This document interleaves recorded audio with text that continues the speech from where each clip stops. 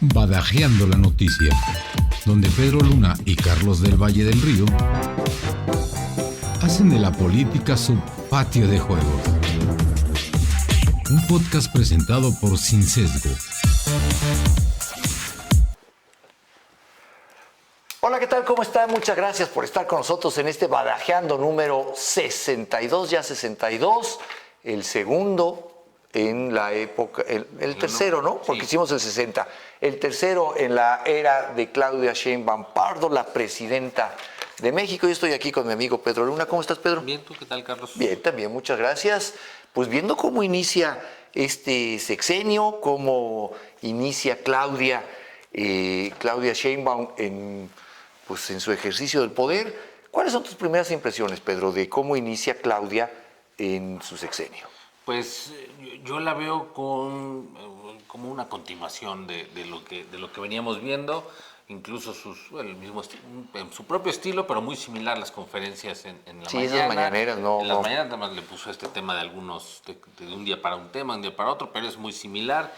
Y en estas giras que ha hecho, creo que ha mostrado la parte que para mí es lo más preocupante, que fue en Veracruz, que también fue en Morelos, y es en esta confrontación directa del Poder Ejecutivo con el Poder Judicial, a raíz del tema de la reforma judicial, en el que aparte hace consultas a mano alzada. Entonces muestra la parte más peligrosa y más riesgosa del populismo.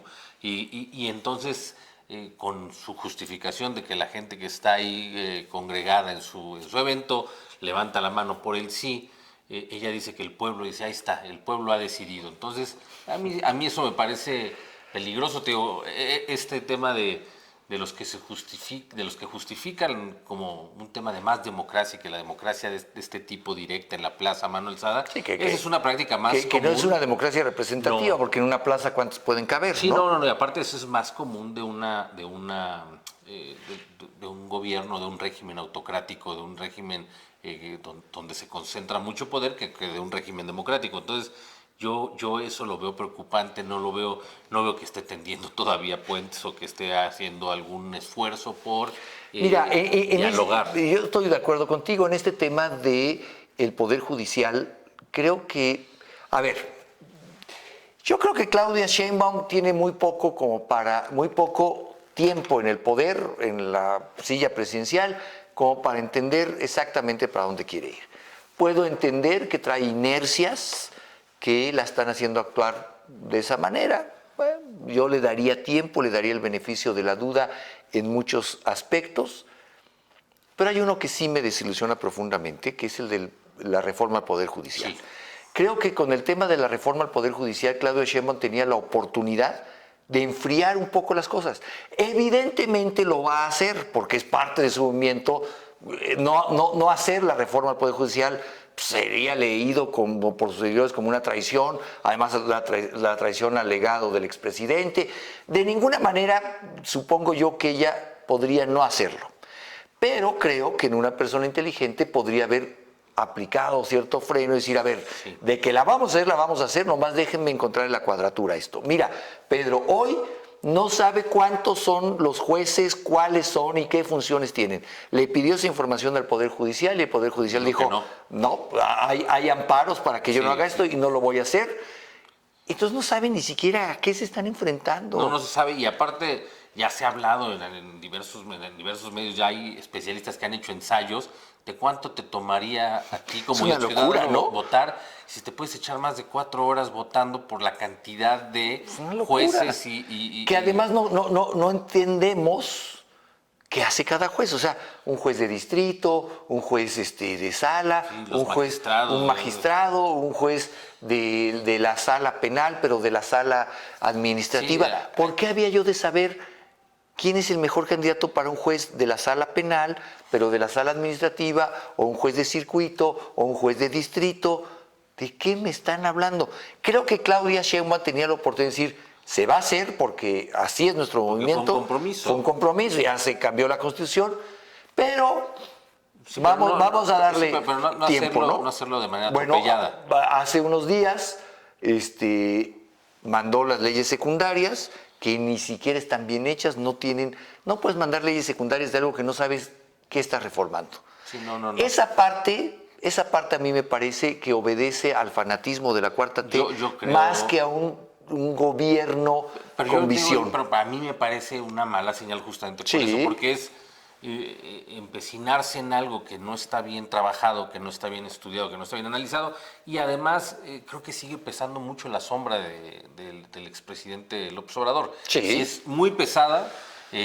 Ya incluso ella lo tuvo que decir en algunas de sus conferencias de estas nuevas mañaneras, la conferencia del pueblo le llama ella, que dijo que no está Andrés Manuel gobernando, que él ya se fue a Palenque, que la comandanta suprema de las Fuerzas Armadas es ella, que a ella le hicieron la salutación las Fuerzas Armadas, pero también ella misma en algunos momentos se sigue refiriendo al expresidente como el presidente López Obrador. Sí. O sea, le traiciona todavía, y creo que sí quedó muy marcado este viaje y estos, que lo platicamos, estas giras que hicieron al final de su sexenio, mostrándole quién mandaba y con quién estaban los gobernadores, claro, y con quién están los y ahora, legisladores. ella asume también un programa de infraestructura ferroviaria que puede ser interesante, pero, a ver, primero es una herencia, ¿no? Esta obsesión por los trenecitos. Sí. Está bien, a mí me parece que había que preguntarse, pero había que preguntarse en un programa de desarrollo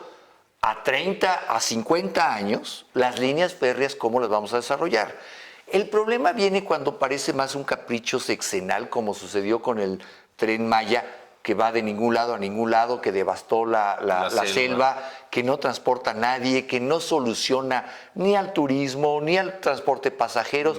Fue un capricho. Local, nada. No hay un beneficio. Porque esa es la marca del sexenio pasado que también lo hemos llegado a platicar aquí. La política pública que se realizó, si es que se le puede llamar política pública, porque lo que es una política pública conlleva toda una estructura. Claro, y una planeación y un diseño a largo y mediano plazo, claro. En la implementación, hay evaluación durante la implementación, hay evaluaciones posteriores.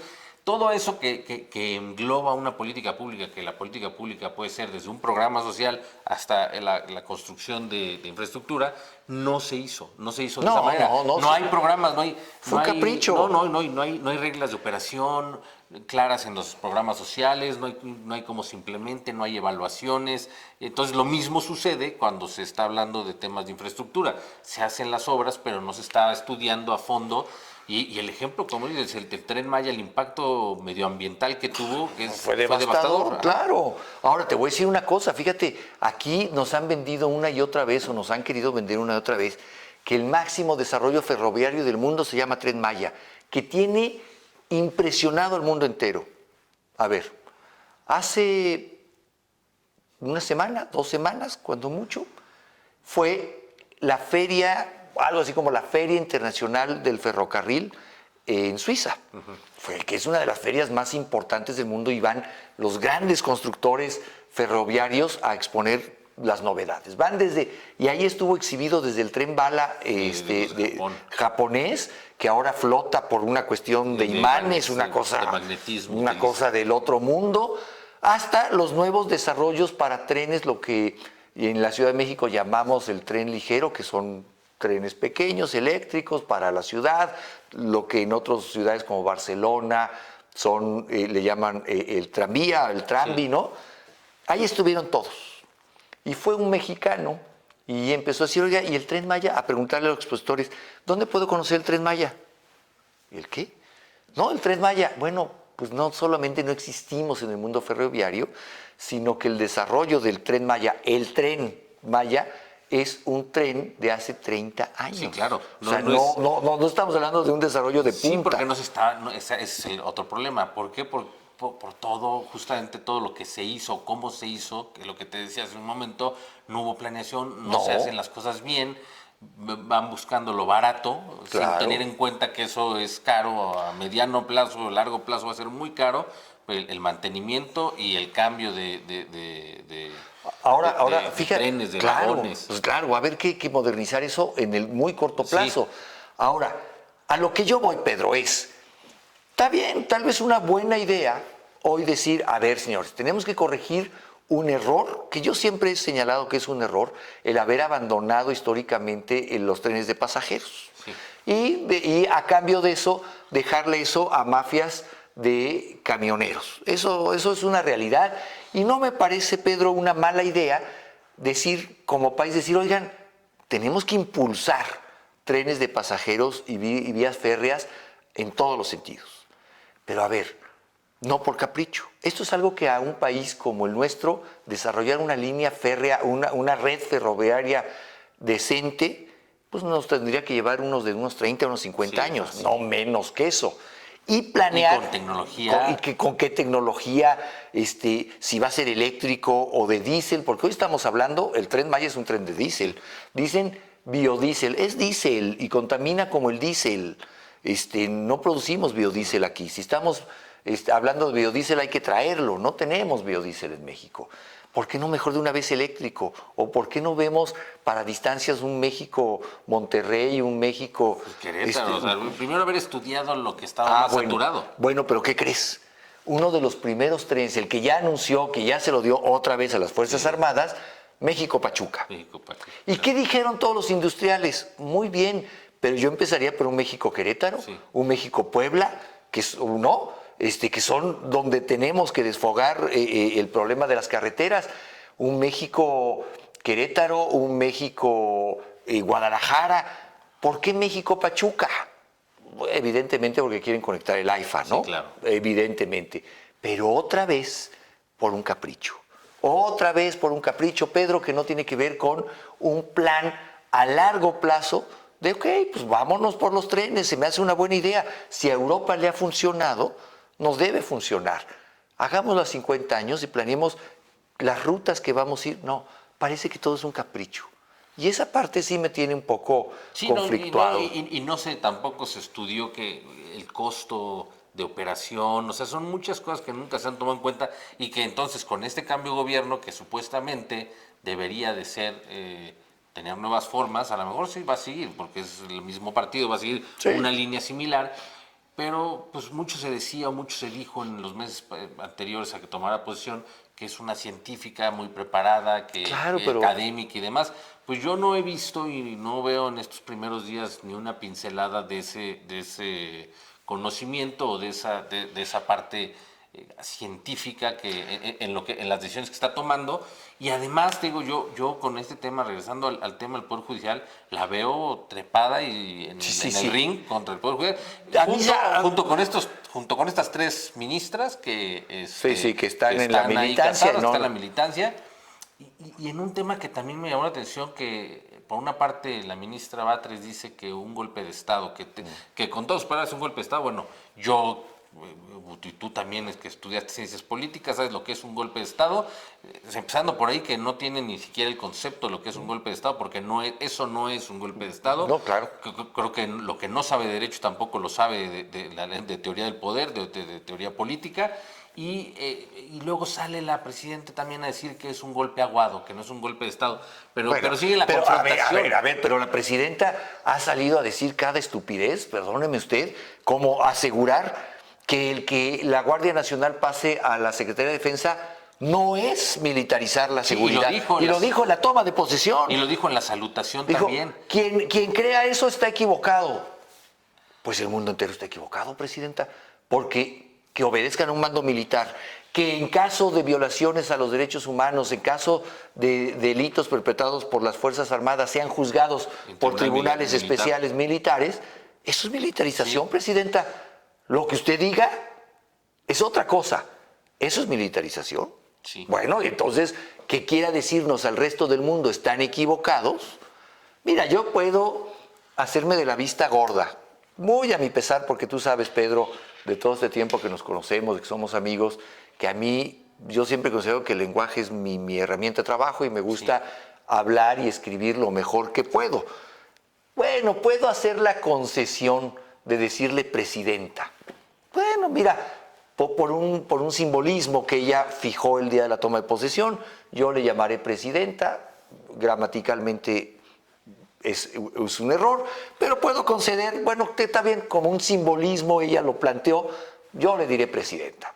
Lo que no puedo es asumir que usted me venga a decir que eso no es militarización, nomás porque usted lo dice. No, Presidenta, aquí sí leímos, ¿no? Aparte, aquí sí fuimos a la escuela. Y aparte dice que es que el ejército mexicano tiene una tradición civilista, así lo dijo, tal cual, es una frase que ella dijo en la salutación, que es un ejército con tradición civilista, porque el presidente, pues, mando civil, pues eso es en general en cualquier democracia. A ver, pues sí, pero si el vamos a hablar de ejército mando de los civil, Estados Unidos, en Estados Unidos civil, pues ahí también el presidente. Pero ahí el secretario de Defensa no es militar. Exacto. Muchas veces es civil. No, generalmente civil. Y así en varios países. Y el ministro de Defensa francés es civil, y lo es en Inglaterra, y lo es en Alemania. Eso es ser más civil, ¿no? Sí. Pero bueno, a ver, vamos a hacer una pausa, Pedro, si te parece. De regreso te propongo algunos temas, más los que tú quieras incluir, pero me interesa mucho que platiquemos del papel o el triste papel de la oposición en todo esto, que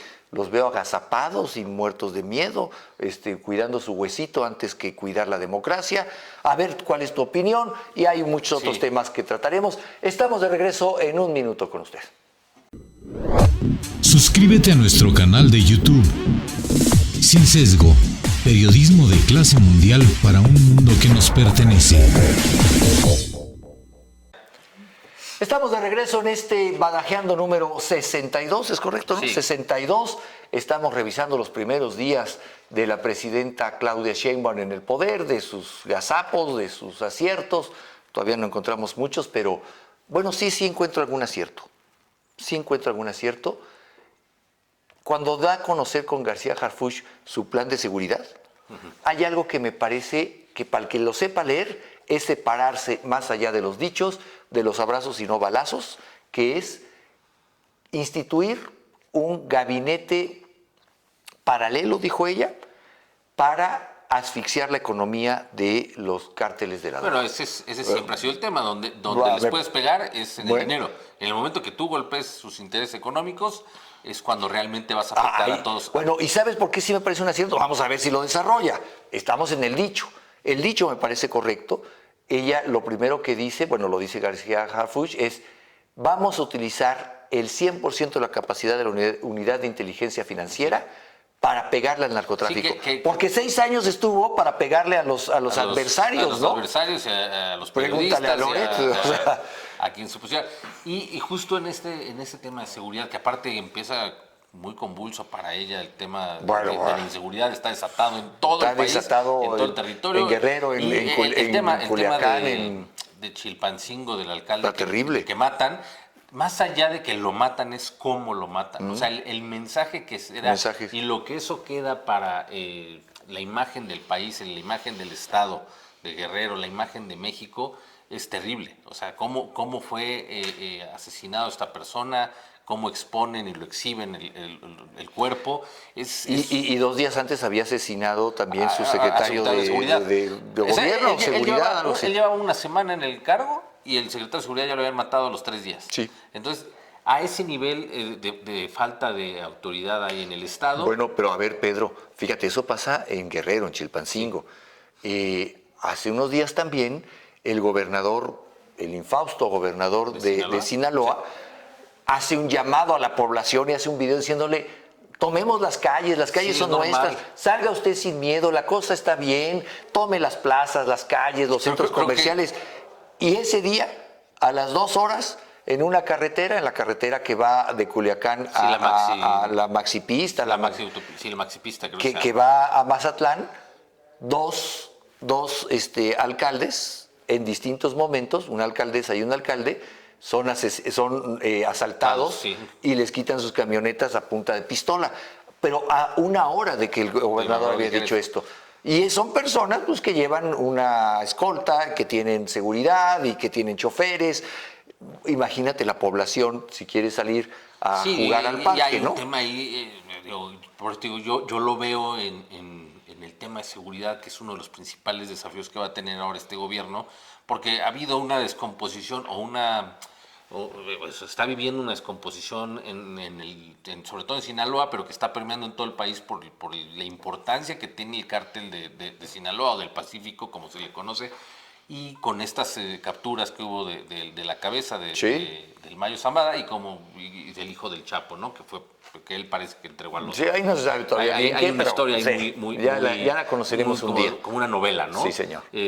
Pero todo eso tiene un impacto a nivel nacional, porque esa era la relevancia de estos personajes. Claro. Y eso está causando una ola de violencia en todo el país, y que yo creo que también por eso la urgencia de presentar ya el Plan Nacional de Seguridad, que habrá que ver, porque a mí también me llama la atención que dice García Harfuch el tema de la inteligencia, que él se va a ir por el lado por la parte de la inteligencia. Yo ya lo habíamos platicado en algún momento, que se decía o se rumoraba que él va a transformar de nuevo, y algo de lo que yo he podido escuchar es una nueva especie de Dirección Federal de Seguridad, como la DFS, que tenía muy controlado el tema a nivel interno. Y además, porque incluso creo que a la Secretaría de Seguridad Pública Federal se le transfiere el CISEN. Sí, el CNI parece que se va el CNI se va a quedar ahí, pero también la UIF se habla que se la va a quedar él. Entonces es todo un aparato que está construyendo él. Como dicen que su fuerte es la inteligencia, parece ser que a eso se va a dedicar. Bueno, quizá Pedro, para ser equilibrados, quizá ese diseño pueda ser, vamos a ver al cabo de los días, un acierto. Sí, porque aparte es un tema que es tan severo y tan grave para la gente que tiene que tener una acción y una implementación rápida, no puede... Sí, esto no es para ahorita. Sí, esto era, claro. Y también te puedo platicar que por gente que está en el tema y conoce del tema, y me han comentado que va a haber sí están contratando una cantidad muy importante en el área de inteligencia. O sea, está habiendo un reclutamiento masivo en el área de inteligencia. En el área de inteligencia, para fortalecer justamente lo que había estado desmantelado. Y eso sí, no con el sexenio del López Obrador. Esto se venía desmanteló antes. Del desmantelamiento del CNI o del CISEN. Ya venía desde tiempo atrás. Entonces es importante. Ahora, ¿estarás de acuerdo conmigo, Pedro, que esa es la parte del CNI, del CISEN, la inteligencia, pero que la parte de la unidad de inteligencia financiera, esa fue utilizada con fines políticos durante 6 años? Sí, lo único malo es que sigue Pablo Gómez. Sí, bueno, ahí sigue. Pero ahí esperaremos un relevo pronto. Ojalá. Porque, fue utilizada para chantajear a empresarios, para chantajear a periodistas. Sí, muy marcado cómo sacaba en las conferencias mañaneras el presidente la información privada de diferentes ciudadanos, que eran de medios, que eran empresarios, de cuántos ingresos tenían y cómo movían y qué compraban, cosa que es violando... Por ejemplo, en el caso de Loret de Mola, que exhibieron una y otra vez sus ingresos, exhibieron una y otra vez lo que gana, pero nunca dijeron que eso fuera de manera ilegal. No. Nunca dijeron que de eso no se hubieran reportado impuestos. Nunca dijeron, miren lo que recibió con sobres amarillos. Siempre fueron sus ingresos, y lo que Loret siempre sostuvo es... ¿Y si me los quieren pagar mis patrones a mí qué? Es que además así es. Si un particular te quiere pagar a ti... Pues a mí me quiere pagar 1,000 millones al mes por hacer... Porque lo tiene y porque... qué bueno. Y bueno, y si yo de eso declaro impuestos... O sea, no hay un tope salarial en la industria privada como pretenden que sí lo haya. Y además no es un tema público, o sea, porque ese es otro tema. Que sea, es un tema público, es el sí, no lo es, no es privado. Porque el tema público es de los servidores públicos, claro. no el de un medio de comunicación. El expresidente nunca logró establecer una diferencia entre el ejercicio público de tu profesión y un ejercicio privado. Sí, pues yo creo que sí lo tenía consciente. No sé, él, a lo mejor, creo que lo utilizaba, o sea, construía un discurso y construyó su discurso para poderse justificar. Y justo lo decía en una entrevista el día porque lo decía en una entrevista el día de ayer, Ricardo Monreal con Loret de Mola, que le dijo, es que ustedes son la oposición. O sea, tan quedó grabado ya, y Loret le dijo, no, nosotros somos periodistas. Claro. No, pero es que ustedes hacen la función de oposición, porque hacen cosas de investigación. Bueno. Pero es que entonces hay un concepto errado entonces de parte de ellos, porque el periodismo... La pregunta es por qué la jornada no es la oposición, si el periodismo por definición es interpelar al poder. Eso a cualquiera. De cualquier color. A cualquiera. Pero bueno, y eso me lleva, Pedro, a plantearte esto que te planteaba antes del corte. ¿Y la oposición dónde está? Pues no o sea, pareciera que vamos... a la deriva en materia de oposición. Y es que, una democracia tiene que tener por un lado, un periodismo libre y crítico, pero por otro, una oposición política robusta, que represente a los que no comparten el proyecto político gobernante. Además, ¿Y dónde está esa oposición? Además, si lo vemos en los números, en los datos duros, sí tuvo una votación muy amplia y muy grande por la que ganó la presidenta, pero aún así hay un 40% de población que no votó por ella. Ese 40% de población ahorita está... A ese 40% hay que sumarle el abstencionismo. Esa es otra parte, pero porque bueno. Esos son los mexicanos en edad de votar que no votaron por la 4T. Pero vamos a hablar de este 40% que es sí muy votó robusto. Y que votó por la oposición. Que votó por la oposición, cualquier color que haya sido. Sí. Pero ese 40% yo no lo veo representado con ninguna figura política en este momento, porque no hay nadie que alce la voz o que porque realmente... están todos agachados, panistas, perredistas, priistas, que bueno, tienen miedo, están viendo qué pueden conseguir, qué pueden sacar, están viendo cómo se colocan, cómo se colocan, qué huesito pueden roer, qué carpeta pueden evitar, ¿no? Entonces, a veces es tristísimo. Sí, yo veo muy disminuida la oposición, creo que también ya lo hemos platicado, yo creo que esto tiene que partir de nuevos personajes que tendrán que surgir, no va a ser un camino fácil ni sencillo, ni tampoco va a ser rápido, porque esto tiene que venir de la sociedad civil. Estos cambios... Va a tener que ser necesariamente... Y tal es así, y ya lo vivimos en México, cuándo nació el PAN, cómo nació el PAN, dónde nace el PAN, cómo se va desarrollando, hasta que lo logró después de 70 años de estar compitiendo con el PRI, logra llegar a la presidencia, y antes de eso, apenas en los 80s, logró empezar a tener presidencias municipales y después tener una gubernatura.